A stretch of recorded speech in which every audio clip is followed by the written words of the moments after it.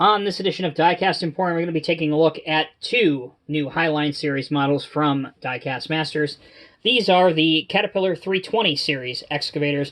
The first one is the standard 320 Next Generation Excavator, and the second one is the 320 GC Next Generation Excavator.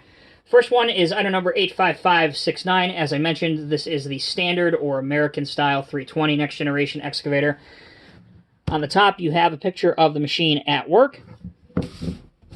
And on the back, another very, very nice picture and some specification details. If you would like to pause the video and read those, by all means, feel free to do so. And the second one, same item number as the first, except for the last two digits. This is 85570, and this is the Cat 320 GC Hydraulic Excavator Next Generation. This is designed for the Asian markets or emerging markets. And again, you have another picture of it working up on top, as well as an additional picture on the back and your specification details. Both of these are new castings, so although we've seen 320 excavators in 1:50 scale by Diecast Masters for years, such as the D series and then later on the F series, these are all brand new. So let's go ahead and take a look at both of them.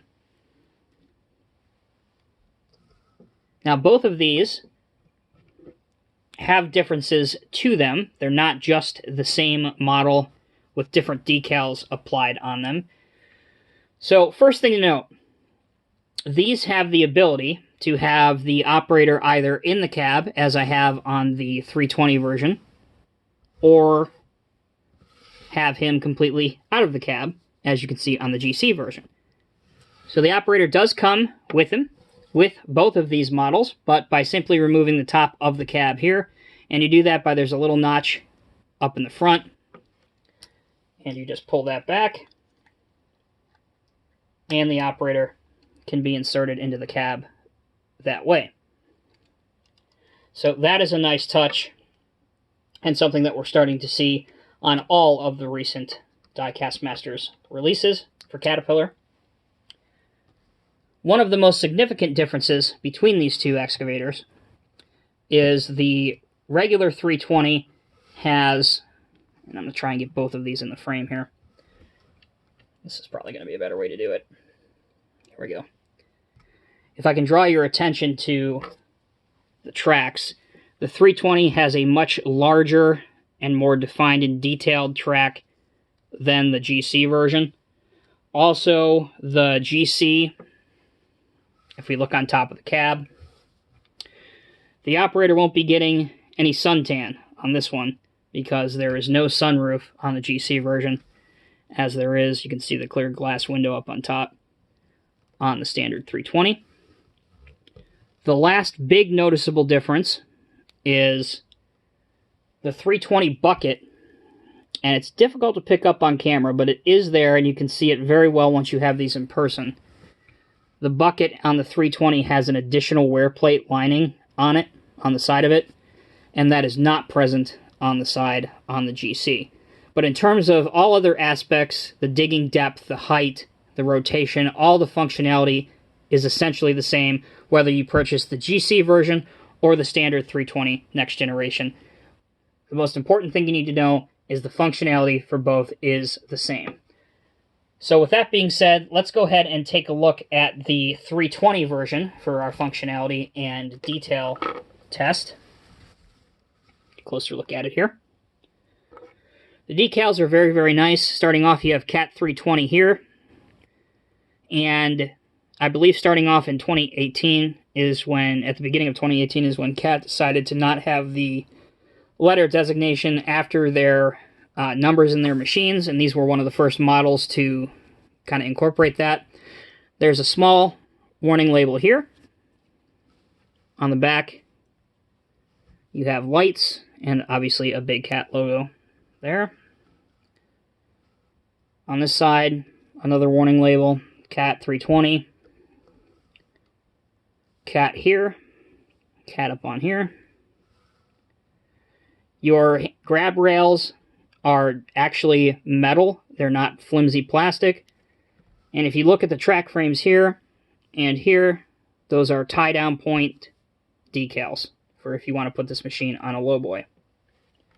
So for the functionality, the tracks will roll on a surface with friction, and they are tensioned, as you can see here. If you want to take the tracks off, you can do that. Will rotate 360 degrees. Pretty smooth rotation, while at the same time not being too flimsy that it doesn't flop about all over the place. The buckets on these two excavators are not removable. They're not designed to be removable. But as you can see, they are riveted in, so if you want to drill these out so that you can have other attachments on it in the secondary market, you can do that. But they don't come with other attachments. Up on top here, you have a couple more warning logos up on top of the counterweight, and a nice exhaust stack, a mirror, and a plethora of hydraulic lines all up the boom and stick. I mentioned before that you can take Bob in or out of the cab, and the interior of these excavators for 1/50th scale, they are relatively highly detailed. Alright, so for the functionality test, first off we will pose it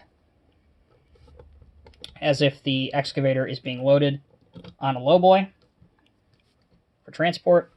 It tucks in nice and tight.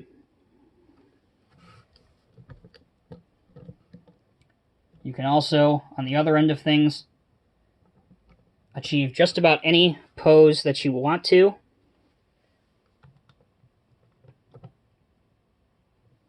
There's your extreme angle. And also, it will go down that far with just a little bit of your cylinder being left exposed here.